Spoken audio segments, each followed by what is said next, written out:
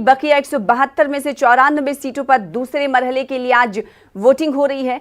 सख्त हिफाजती इंतजामात के माबैन वोटिंग शुरू होने वाली है। आज जिन 17 अजला में वोटिंग हो रही है उनमें पटना, भागलपुर, नालंदा जो कि आबाई जिला है नीतीश कुमार का, इस पर भी सभी की निगाहें टिकी हुई हैं। खगड़िया, बेगूसराय, वैशाली, समस्तीपुर, सारण, सिवान, मुजफ्फरपुर, गोपालगंज, दरभंगा, मधुबनी, शिवहर, सीतामढ़ी, मशरक़ी चंपारण, मगरबी चंपारण हैं। दूसरे मरहले में कुल 1463 उम्मीदवारों की किस्मत का फैसला आज होना है, यानी इन तमाम उम्मीदवारों की किस्मत का फैसला अवाम ईवीएम में बंद कर देगी। इस मरहले में मर्द उम्मीदवार की तादाद 1316 है, वहीं खवातीन उम्मीदवारों की तादाद 146 है। 41,362 पोलिंग मराकज पर वोट डाले जाएंगे और 2,86,11,164 वोटर्स अपने हक़ रायदही का इस्तेमाल करने वाले हैं। तो 7 बज चुके हैं, वोटिंग की शुरुआत भी हो चुकी है क्योंकि 7 बजे से आज वोट कास्ट किए जाना है।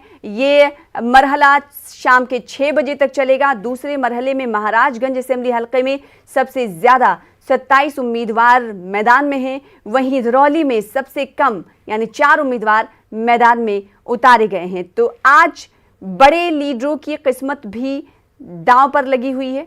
उनकी किस्मत का फैसला आज ईवीएम में बंद हो जाएगा। तेजस्वी यादव पर भी सबकी निगाहें टिकी हुई है क्योंकि राघोपुर से तेजस्वी यादव चुनावी मैदान में है और क्या कुछ कहते हैं आइए सुना देते हैं। देखिए, पहला चरण बहुत ही अच्छा गया है। सेकेंड फेज के शुरुआत में मैं लोगों से अपील करूंगा कि मतदान केंद्र पर ज़्यादा से ज़्यादा संख्या में लोग जाएं। हाँ, कोविड के चलते आप लोगों को प्रिकॉशन लेने की ज़रूरत है, वो ज़रूर लें। मास्क और सैनिटाइज़र का ज़रूर इस्तेमाल करें। वहाँ इलेक्शन कमीशन ने भी व्यवस्था कर रखी है। मुझे पूरा भरोसा है कि इस बदलाव के सुनामी में जहाँ एजेंडा पढ़ाई, दवाई, कमाई, सिंचाई, महंगाई, इन सारे एजेंडों पर बिहार की जनता जो है वोट देने का काम करेगी।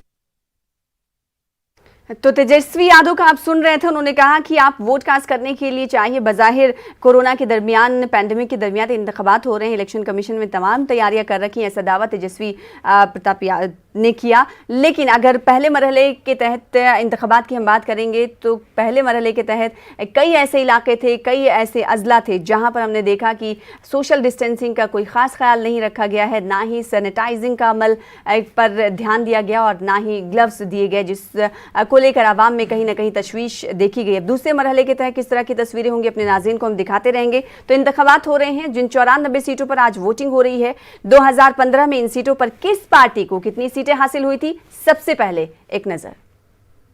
युवराज अब जंगल राज के युवराज से आकर के मिल गया।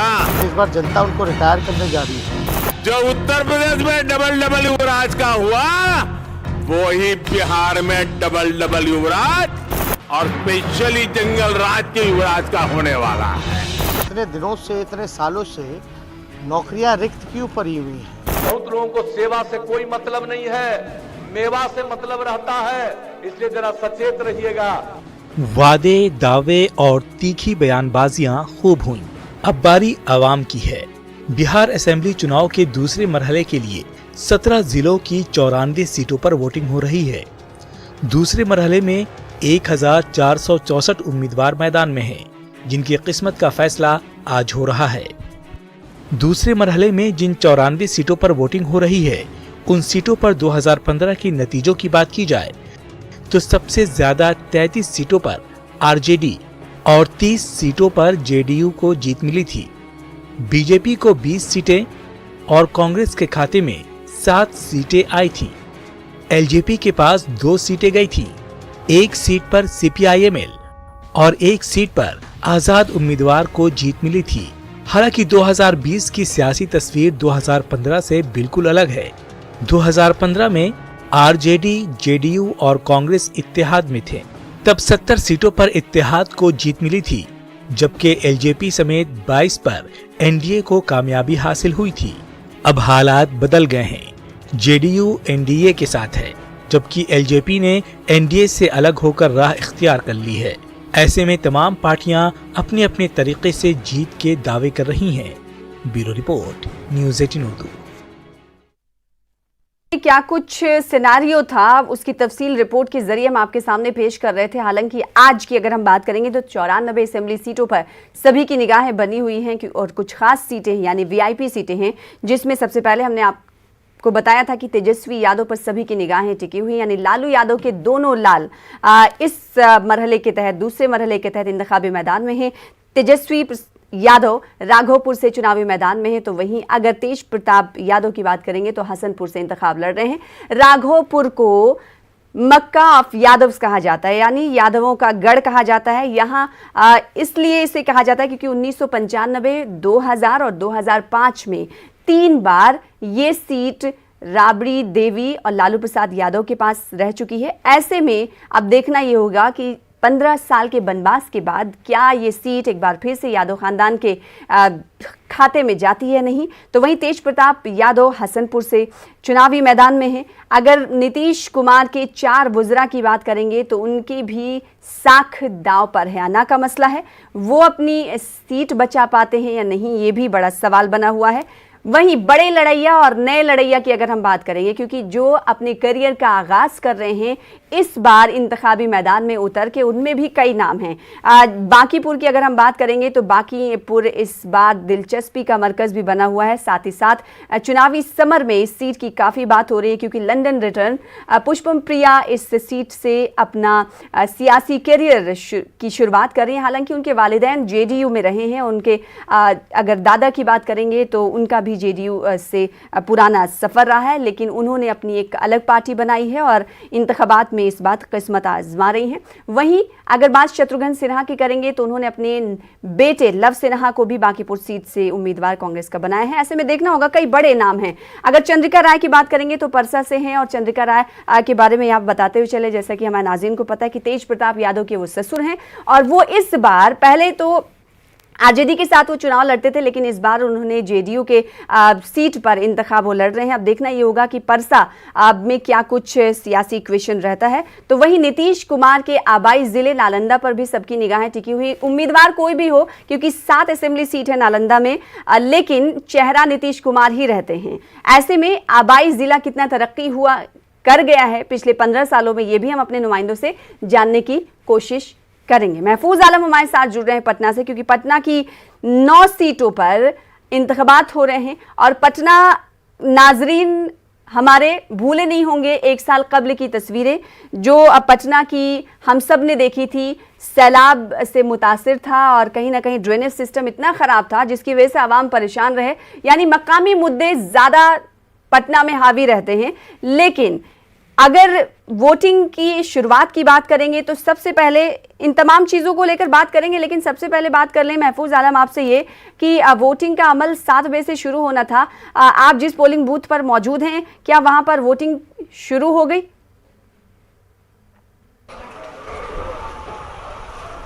देखिए सना, ये पोलिंग बूथ बांकीपुर असेंबली हलके का है और आप देखेंगे कि लोग जो है धीरे धीरे आना शुरू किए हैं। सड़क पर अभी लोगों की आने की तादाद है। वोट पड़ना करीब करीब शुरू हो गया है। धीरे धीरे लोग जो है अब जाने लगे हैं। लाइन में आप देखिए यहाँ पे 3 लोग खड़ा हैं, मौजूद हैं। सना, आपको ये हम बताएं आज के असेंबली इंतखाबात को लेकर कि 94 असेंबली हलकों पर इंतखाब हो रहा और ये 94 असेंबली हलके बिहार के दोनों इत्तेहाद यानी एनडीए अजीम इत्तेहाद, इसके अलावा जो पप्पू यादव का इत्तेहाद है, असदुद्दीन वैसी का इत्तेहाद है, बिहार के तमाम अलायंस के लिए काफ़ी अहम है। बिहार में हुकूमत बनाने के लिए आज के इंतखाबात में जीतना बेहद ज़रूरी है। 94 असेंबली हलके जिन 17 ज़िलों में हो रहे हैं वो ज़िले हैं मगरबी चंपारण, मशरकी चंपारण, शिवहर, सीतामढ़ी, दरभंगा, मधुबनी, पटना समेत। इसके अलावा बेगूसराय, खगड़िया, भागलपुर, नालंदा, इन तमाम जगहों इन ज़िलों में 17 ज़िलों के में 94 सीटों पर जो है असेंबली का इंतखाब हो रहा है। ख़ास बात यह भी है कि आज के इंतखाबात में अलग अलग असेंबली हलकों के अलग अलग मुद्दे हैं। पटना में जहां लोग जो है ट्रैफिक के मसले को सामने रखने की कोशिश कर रहे हैं, हैं, आबी जमाव का मसला है। पटना जो है आबी जमाव से काफ़ी मुश्किलों से जूझता रहा है, रोजगार का मसला है चूँकि शहरी इलाका है। इसी तरह अगर आप देखते हैं कि मगरबी चंपारण, मशरकी चंपारण, उन इलाकों में सैलाब मुतासरा लोग हैं, तो सैलाब को लेकर जो है वो एक इशू वहाँ पे है। चीनी मिलों का मसला है। आपने देखा कि राहुल गांधी जो है जब यहाँ दूसरे मरहले के इंतखाब में आए तो उन्होंने भी चीनी मिलों की बात की थी। वज़ीर आज़म नरेंद्र मोदी जब दूसरे मरहले के इंतखाब में यहाँ तशहीर करने आए तो उन्होंने रोजगार के इशू को उठाया था, कई सारे सवालों को रखा था। तो ये कहा जा सकता है कि 94 असेंबली हल्के, जिसमें करीब 2 करोड़ 84 लाख लोग जो है 1400 से ज्यादा उम्मीदवारों के मुकद्दर का फैसला आज करेंगे। तो ये कहा जा सकता है कि जो अलग अलग असेंबली हल्के हैं उनके अलग अलग मुद्दे हैं, और उन मुद्दों पर जो है लोग कहीं ना कहीं जो है फोकस करेंगे। बांकीपुर की जहां तक अगर हम बात करते हैं कि बांकीपुर असेंबली सीट पर आप मौजूद हैं और ये बांकीपुर असेंबली सीट तवज्जो का मरकज बना हुआ है, क्योंकि इस बार नए उम्मीदवार मैदान में इंतखाबी अखाड़े में हैं। अब सवाल ये उठता है कि देही इलाकों में तरक्की की रफ्तार धीमी हो सकती है, लेकिन शहरी इलाकों में तरक्की की रफ्तार तेजतर रहती है। क्या इसकी मिसालें वहां पर आपको दिखाई दे रही हैं? कैमरामैन से कहिएगा कि वहां की सूरत हाल थोड़ा दिखाएं।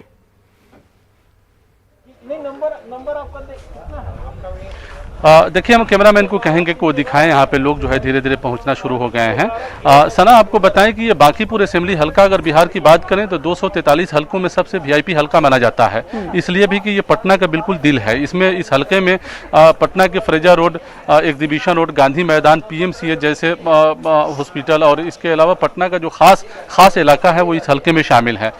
ये सीट पर बीजेपी जो है, बीजेपी के MLA नितिन नवीन बनते रहे हैं, कई बार यहाँ से इंतखाब जीते हैं। पहले उनके वालिद मोहतरम यहाँ से चुनाव जीतते रहे हैं। अगर गुज़िश्ता असेंबली इंतखाबात की बात करें तो ये सीट पर नितिन नवीन जाहिर है वो यहाँ से इंतखाब जीते थे, कांग्रेस पार्टी दूसरे नंबर पर रही थी। इस बार भी नितिन नवीन का मुकाबला कांग्रेस पार्टी के उम्मीदवार लव सिन्हा से हैं, और लव सिन्हा शत्रुघ्न सिन्हा के बेटा हैं। शत्रुघ्न सिन्हा पटना साहिब लोकसभा को 2 बार नुमाइंदगी कर चुके हैं, और पटना साहिब लोकसभा में ही ये बांकीपुर असेंबली हल्का है। यही बांकीपुर असेंबली हल्का से पुष्पम प्रिया भी इंतखाबी मैदान में है। द पुलर्स पार्टी की पुष्पम प्रिया लंदन से पढ़कर आई हैं। मनीष एक हैं, वो आज़ाद उम्मीदवार की हैसियत से वो भी यहाँ से लड़ रहे हैं, वो ऑक्सफोर्ड यूनिवर्सिटी से पढ़कर आए हैं। तो ये खास बात ये है कि चूँकि काफ़ी पढ़ा लिखा ये असेंबली हल्का है, तलबा की बड़ी तादाद यहाँ मौजूद है पटना यूनिवर्सिटी की वजह से। बहुत सारे हॉस्टल्स हैं जहाँ पे तलबा रहते हैं, तो रोजगार का एक सवाल है यहाँ हमेशा बना रहा है, ट्रैफिक का सवाल बना रहा है, आबी जमाव का सवाल बना रहा है। लोग जो है अब लाइन में लगना शुरू हो गए हैं, कुछ लोगों से बात करने की कोशिश करते हैं। आप जो है वोट देने आई हैं, क्या लगता है क्या मुद्दा है यहाँ पे, क्या मसला है बांकीपुर का? बताएं, कुछ भी बताएं यहाँ के, क्या कुछ तो जहन में रहता है जब वोट देने जाते हैं लोग? देखते हैं स्थिति क्या। तो महफूज आलम हमारे साथ, हमारे नुमाइंदे बांकीपुर असेंबली सीट से मजीद तफसीलात बता रहे हैं। बांकीपुर हालांकि यहाँ पर नए उम्मीदवार मैदान में हैं जो दिलचस्पी का मरकज बना हुआ है, और साथ ही अगर मुद्दों की बात करेंगे तो तस्वीरें देखकर समझ आ जाता है कि आखिर यहाँ के मुद्दे क्या हैं, अहम मुद्दे क्या हैं, आवाम आखिर इन इलाके में चाहते क्या हैं। उनसे बातचीत करने की कोशिश हमारे नुमाइंदे महफूज आलम कर रहे थे। एक बार फिर से हम जुड़ने की कोशिश करेंगे। हालांकि वोटिंग की शुरुआत हो गई है, लोग धीरे धीरे रफ्ता रफ्ता वोट कास्ट करने के लिए पोलिंग बूथ्स पर पहुंच रहे हैं। 7:12 हो चुके हैं। न्यूज़ 18 उर्दू एक बार फिर से तमाम अपने नाज़रीन से अपील करता है कि आपके इलाके में अगर आज वोटिंग हो रही हो तो सबसे पहले आप घर से निकलें और वोट कास्ट करें, अपने हक़ रायदही का इस्तेमाल करें ताकि आपको बेहतर मुस्तकबिल बन सके और आप अपना पसंदीदा उम्मीदवार चुन सके। वहीं कोरोना के दरमियान चूंकि इंतखाबात हो रहे हैं तो कोरोना के गाइडलाइंस पर भी अमल करने की कोशिश की जा रही है, लेकिन पिछले इंतखाबात की अगर हम बात करेंगे यानी पहले मरहले के तहत जब वोटिंग हुई थी उस वक्त हमने कई तस्वीरें ऐसी देखी थी जहां पर नज़्म, सोशल डिस्टेंसिंग का कम ही देखा गया था। दूसरे मरहले के तहत इलेक्शन कमीशन ने कितनी सख्ती बरती है ये भी अपने नाज़रीन को हम दिखाते रहेंगे। तो कई बड़े उम्मीदवारों की किस्मत दांव पर लगी हुई है, ना सिर्फ बिहार में बल्कि अगर मध्य प्रदेश के ज़िमनी इंतखाबात की हम बात कर लेंगे तो 28 सीटों पर आज मध्य प्रदेश के ज़िमनी इंतखाबात को लेकर वोटिंग शुरू हो चुकी है। 7 बजे से वहाँ भी वोटिंग शुरू होनी थी, जो कि शुरू हो चुकी है। और ये मध्य प्रदेश का ज़िमनी इंतखाब कांग्रेस के लिए अना का मसला तो है ही, लेकिन अगर हम बात शिवराज सिंह चौहान की करें तो उनके लिए करो और मरो के हालात जैसा पैदा करता है, क्योंकि 8 सीटें अगर शिवराज सिंह हुकूमत जीतती है तभी वो सत्ता में यानी इख्तियार पर काबिज रहेंगे, वरना उनसे कुर्सी छिन जाएगी। तो इस पर भी सभी की निगाहें टिकी हुई हैं। वहीं एक बार फिर से आ जाते हैं बिहार असेंबली इंतखाबात पर, क्योंकि 243 असेंबली सीटों वाली रियासत बिहार में कि बड़ी रियासत है, वहाँ पर दूसरे मरहले के तहत आज वोटिंग हो रही है। लोग अपने हक़ रायदही के लिए मुख्तलिफ पोलिंग स्टेशंस पर अपने अपने इलाकों में पहुंच रहे हैं। जाहिर सी बात है, जहन में उनके मुद्दे होंगे, जो मसाइल उनके पिछले 5 सालों में, गुज़िश्ता 5 सालों में पूरे नहीं हुए होंगे, उन्हें वो जहन में रख कर वोट कास्ट करेंगे। मुख्तलिफ इलाकों के मुख्तलिफ इशूज़ होते हैं, मसाइल होते हैं, लेकिन जिन इलाकों में यानी जिन असेंबली सीटों में दूसरे मरहले के तहत आज इंतखाबात हो रहे हैं, वोटिंग हो रही है, वो सब पिछड़े इलाके हैं, पसमानदा इलाके हैं। किसी इलाके में, किसी अजला में सैलाब का मसला दरपेश रहा, तो कहीं बेरोज़गारी की अगर हम बात करेंगे तो बेरोज़गारी का मुद्दा हावी रहा। इस बार अगर महागठबंधन की बात करेंगे, अजीम इत्तेहाद, तो वो ज़ोर शोर से बेरोज़गारी के मुद्दे को उठा रहा है, ना सिर्फ उठा रहा है बल्कि उस पर कायम और दायम है। ऐसे में नीतीश कुमार की अगर हम बात करेंगे तो नीतीश कुमार के लिए बड़ा चैलेंज बनकर उभर रहे हैं एलजेपी के लीडर चिराग पासवान, तो वहीं तेजस्वी यादव।